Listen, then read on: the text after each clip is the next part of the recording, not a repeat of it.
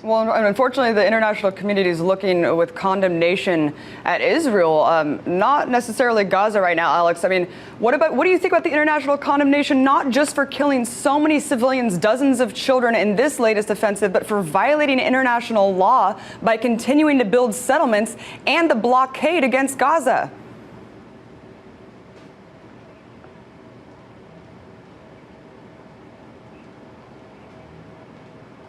Excuse me, why don't you condemn that Hamas fire rockets on our children? I didn't hear that now. There is no any kind of blockade on Gaza. We don't blockade Gaza, we just blockade the weapons getting into Gaza. Because these weapons then are being fired on us. Anything can be imported into Gaza if it's not weapon or any kind of material that can be created for weapons.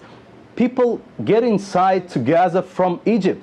How can you call it blockade? There is no blockade for anything which is not weapon. So please stop the terror and then nobody will be hurt. And when you're asking us to condemn what we condemn and we see a failure when we hurt civilians. But I don't hear now you condemning that they fire rockets on our civilians. We have to provide peace to our children. Stop firing on us. Quiet will be met by quiet. As simple as that. Okay, first of all, I do condemn the killing of any civilians, Alex, but when you're talking about how there's no blockade and that you only don't allow things that could be construed as weapons, I mean, things like wheelchairs, chocolate, toys, how could these things be considered weapons? And internal reports from your own government said that you wanted to put Palestinians on a diet to, refrain from having a humanitarian crisis. So when you hear things like that, it definitely leads the international community to believe in something else. But I wanted to specifically